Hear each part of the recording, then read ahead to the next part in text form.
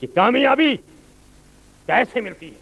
وَالْعَصْرِ إِنَّ الْإِنسَانَ لَفِي خُسْرٍ إِلَّا الَّذِينَ آمَنُوا وَعَمِلُوا الصَّالِحَاتِ. قسم ہے زمانے کی، تمام انسان گھاٹے میں ہیں لیکن وہ لوگ جو ایمان والے ہیں اور نیک عمل والے ہیں. قسم ہے زمانے کی، تمام انسان گھاٹے میں. اس ترجمے کو سننے کے بعد ہو سکتا ہے کہ کسی کے ذہن میں یہ خیال آ جائے کہاں گھاٹے میں؟ پہلے انسان کو رہنے کا سلیقہ نہیں تھا، آج بڑی بڑی بلڈنگوں میں رہ رہے ہیں. پہلے کھانے پینے کا ڈھنگ نہیں معلوم تھا اور آج ان کا دسترخوان دیکھو تو بہت ہی سجا سجا ملتا. پہننے کا طریقہ نہیں معلوم تھا، آج ان کے لباس کو دیکھو. کہاں گھاٹے میں؟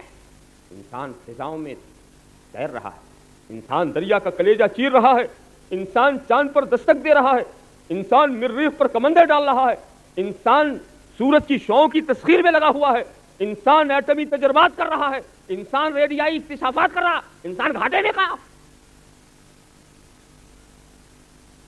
مگر میں آپ کو بتانا چاہتا ہوں دوستو، نہیں، قرآن کی حقیقت اپنی جگہ پر حقیقت ہے. انسان گھاٹے میں. پہلے میں آپ کو بتاؤں، اس کو ایسے سمجھاؤں کہ دیکھو ہر انسان کے اندر دو چیزیں ہیں. اب اس کو بڑی گہرائی میں نہیں لے جانا چاہتا، بہت آسان لب و لہجے میں. ایک ہے جس کو آپ کہتے ہیں انسانیت اور ایک ہے حیوانیت.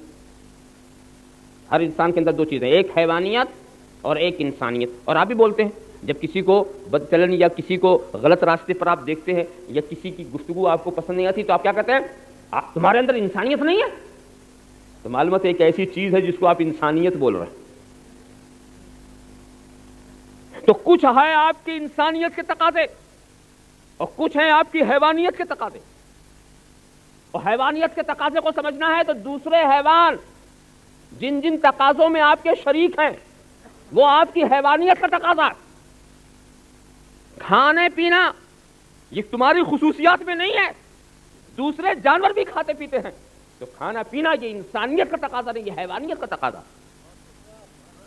چلنا پھرنا دوسرے حیوان بھی چلتے ہیں، فضاؤں میں اڑنا یہ دوسرے حیوان بھی اڑتے ہیں، دریا کا کلیجہ چیرنا دوسرے حیوان بھی چیرتے ہیں.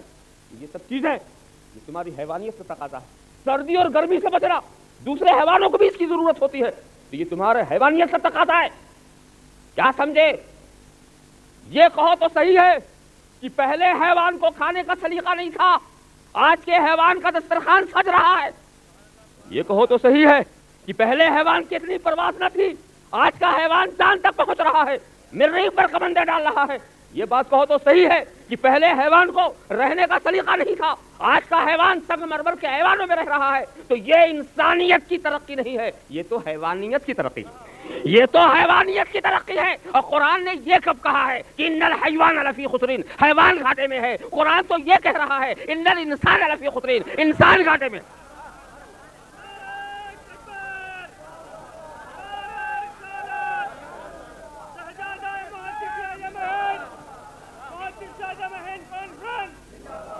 حیوان گھاٹے میں کہا ہے، حیوان تو اڑ رہا ہے. حیوان گھاٹے میں کہا ہے، حیوان تو چاند تک پہنچ رہا ہے. حیوان گھاٹے میں کہاں ہے؟ حیوان تو شیش محل میں بسیرا لیے ہوئی ہے. حیوان گھاٹے میں کہا، مگر انسان گھاٹے میں. اس لیے کہ فضا میں تیرنے سے انسان کی ترقی نہیں ہوتی، چاند پر پہنچنے سے انسان کی ترقی نہیں ہوتی، سورج کی تصویر کرنے سے انسان کی ترقی نہیں ہوتی، دریا کا کلیجہ چیرنے سے انسان کی ترقی نہیں ہوتی.